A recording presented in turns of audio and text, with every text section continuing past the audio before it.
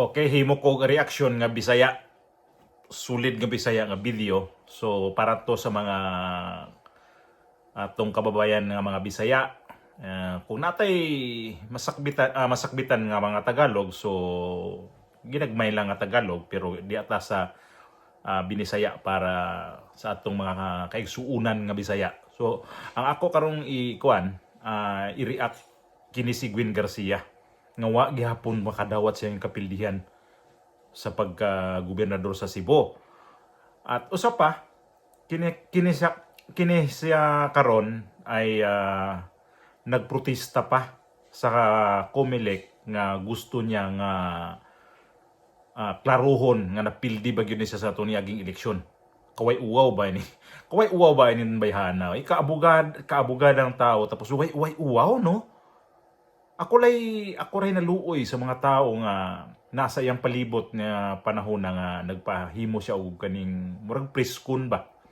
Pero ang mga tao o mga mayor nga tuwa didto murag makita na sa video na mura og kanang kuan ba, mura sila kanang lupaypay bitaw, murag was like gana maminaw. Di sa makadawat ba nga napildi. So ako ipakita ang video niya nga ni ay iyang giingon nga di siya makadawat gyud sa kapildihan gyud. Ay ang video. This is my answer.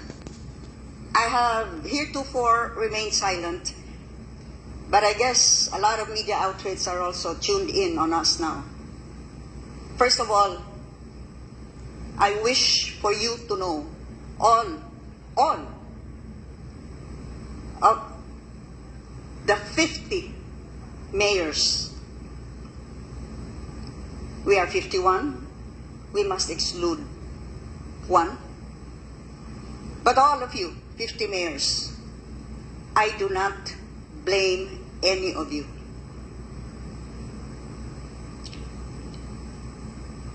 You had nothing to do with the elections results, insofar as the gubernatorial position was concerned. I know that you did your best, but even beyond your words, ako mismo, dito ko sa katawhan, nahibaw ko ug unsay ilang gipaminaw kanako. Nakakita mo. Makakita lang na ako magdaganay, magpailog, bata, tigulang, hamtong, magambak-ambak, nahibaw mo, masayod lang ngadto sa mga isla o kaha sa mga barangay sa atong mga kanungsuran mo ari sigop mangdakop nas manok kay itagana na basin makatilaw anis gop. I have felt the love of the Cebuanos, and that love is real. And that love continues. Mao magani nga bisan ngadto sa kabukiran daghan pang nangutana. Di mi katuo ngano man to, wa man mi kaila anak niya.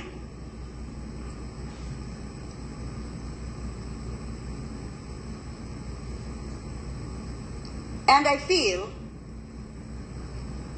that even the opposite camp knows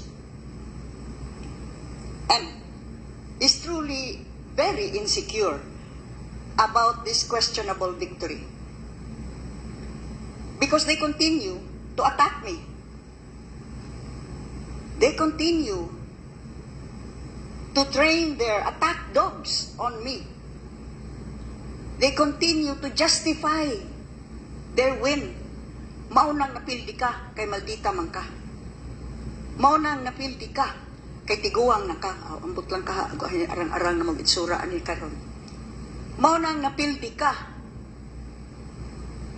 Sige na lang pirmi. Maunang napildi ka. But you know, I wonder, why do they continue this? In 2019, I was the challenger. Right after the proclamation undang na. Why singgit-singgit dinhi sa social hall? Why mga pabuto sa mga drums o mga bugle calls or whatever that is, murag niabot ang mga laing panig, Hudiyo. And when I started to serve, I set aside all of the conflict, acrimony, the bitterness of the 6 years that Governor Junjun Davide, Vice Governor Agnes Magpale, and I had been involved in. In fact, nag-abot pa mig Sandigan Bayan. Pero, giundang na akong pangatake. Because it was time to work. And continuing this atmosphere of acrimony will not bode well. Would not bode well. That was my decision. Would not bode well for the province of Cebu, where there was much work to be done. But this is different now. And there can be no other reason for this continued vicious attacks, the venom, the vitriol that continues to be spewed on social media. There can be no other reason except that they themselves are asking why they won. Or perhaps they know. They know how they won.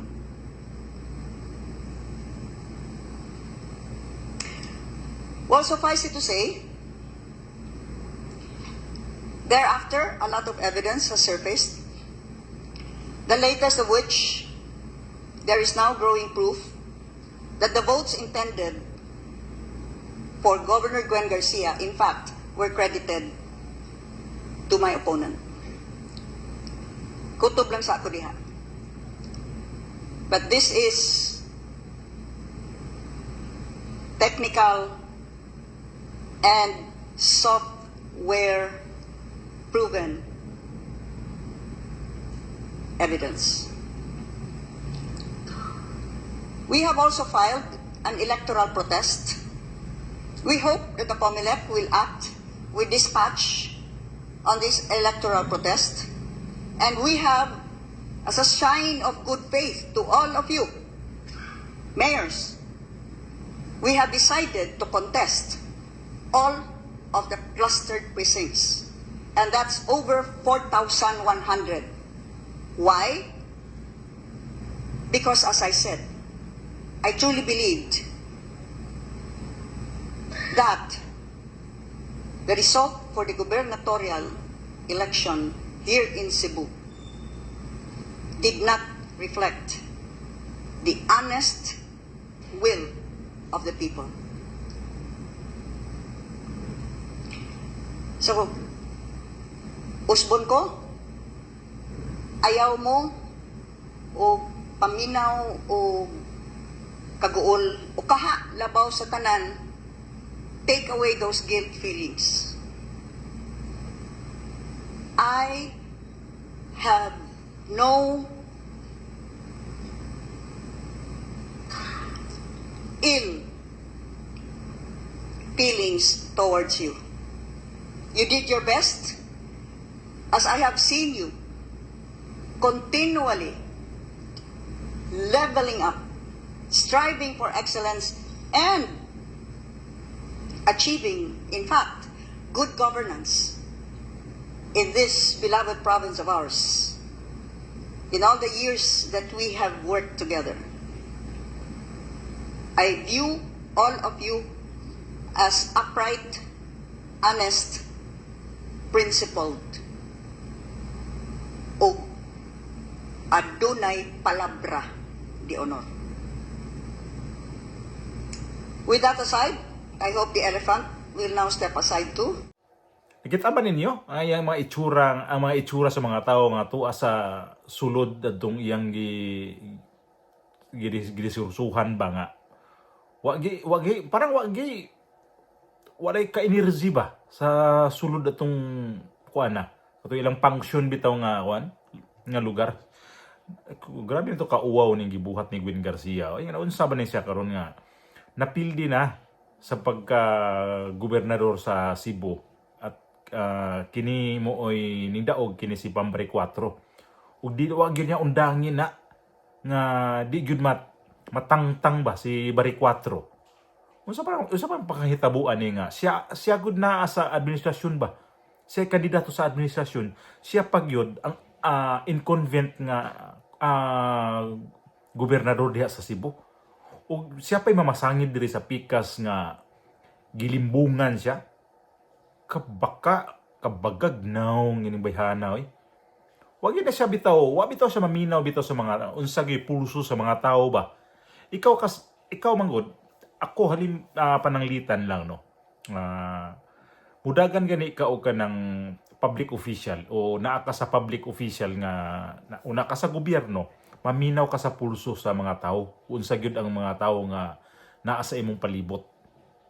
Eleksyon gud na. Sa Cebu, di gid sa kadawat nga napildi siya sa Cebu. Nagilubong-lubong siya og maayo ni Pambare 4 sa probinsya sa Cebu. Karon nagprotesta pa ka, ay kauwaw in taon na niya. Yung saon na lang, uy, Gwen Garcia nga, naghimo ka og imuhang ano sa ba na, aning plano ba? Wa ba gikonsulta ba nimo ang imong mga abogado diha nga maghihimo ta og protesta ini? Ngano imo man gyud nang imo man gyud nang ipilit nimo kagalingon sa mga tawo nga wa na ganahin nimo. Sabay imong nakaon, imo man gyud nang ipilit nimo kagalingon, mauwaw ka uy. Respeto lang sa mga tawo sa Cebu. Mao di ay nga duwa gid na siya mo hatag og gining maayong transition bitaw sa tung bag-o nga ning dagan og bag-o ning daog tong eleksyon kay mo na yung plano mo protesta di ay sa ilang eleksyon atong sa eleksyon natong aging Mayo 22. Mayo 12 no. Kaway uwaw ining bayhana. Natigwang na lang kag politika tapos ingan lang gyapon mo pagdaha sa Cebu. Gikuan na ka, gisuka na ka diha. Wa na ganahi mga tawo nimo diha. Magpalaban pa ka sa mga mayor. Unsay kuan sa mga mayor? Unsay power sa mga mayor nga ang ilang gobernador karon, ang ilang sundon na si Pambare 4 kay si Pambare 4 ang gobernador na diha. Alam nga naman ikaw, pildi ka. Ang mga mayor anak karon, mga astig po ng mga mayor sa Cebu. Ngayon, ning appeal pa mong puto dito, meeting ni Gwen Garcia na kay bawo naman sila ng si Gwen Garcia. Wa na ginay kuan. Wa na ginay power sa Cebu. Karong 30. Babay na gid ka diha. Di na gid kaningon nga magsigi pa ka diha og ngaw diha sa kuan sa mga magpapriskon pa ka. Ay na lang papriskon diha. Uhawa pod ana imo pag yung biklon ba ang mga tao ba? Imong biklon ang imong kuan sa imong ambisyon paghapon. Di gid sa kadawat sa iyang pagkapildi ka. Wag gid na sa kuan ba?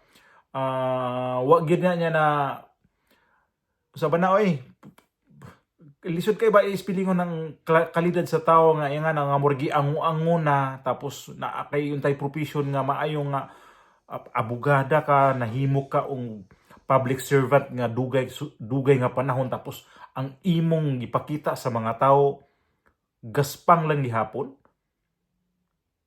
Ikaw na mismo nag-istorya nga naay mga istorya nga na kay strikta ka. Nagit kay pa kay strikta.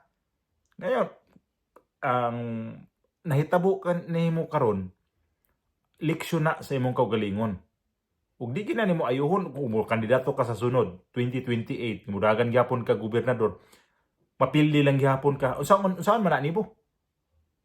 Imo lang mong gubtun ang kuan mga katawhan di sa Cebu ay pagkauwaw ba oy. Maminaw ra gud mo sa mga local media sa Cebu. Gyud ganahan ani Gwen Garcia. Puro gyud gitabu-tabuhan na siya sa mga local media sa Cebu.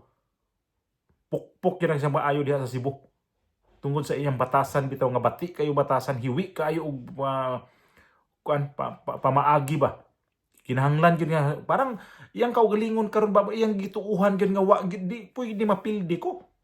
Sud sa dugay sa akong panahon diri nga panirbihan sa Cebu, mapildi ra ko og usa ka bagito nga nga pambari 4. Mao na siya karon nga sige siya og reklamo.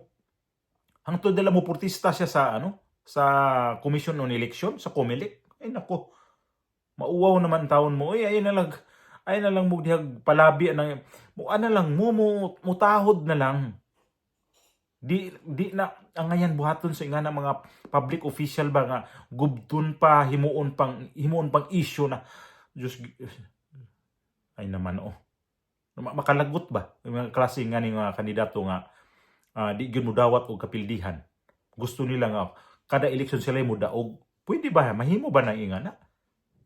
Pwede siguro mo daog ka ug maayo kag binuhatan ug wagi ang mga tao diha nakakita gid nga wa naganahin nimo. Nya imo pag yung ipilit na mo kagalingon diha nga mo protesta pa gyud ka. Unsa pa magpa-recount ka? Ay nako, si Gwin Garcia. Wa gyud malipay ang mga taga Cebu aning style ni Gwin Garcia. Wa gyud malipay tungod sa iyang gibuhat nga ang mga tao gidamay-damay ba. Nga naanaunta karong 30 ra taman ang ilang ang mga tung daan mga official 30 ra na taman. Pero di gyud na i-turn over ang iyang mga mga dokumento sa bag-o nga midaog tungod kay nagida siya ambisyon nga gusto gyud siya nga siya pagyapon ang gobernador. Pwede man na maprotesta ka, pero bagkailan mag-turn over ka? Kinahanglan man na. Unsa man tawo niyo kaabogada nito tapos gikan ka nag-congresswoman ka naghimo kang gobernador sud pila sa katuig pero ang imo ding utok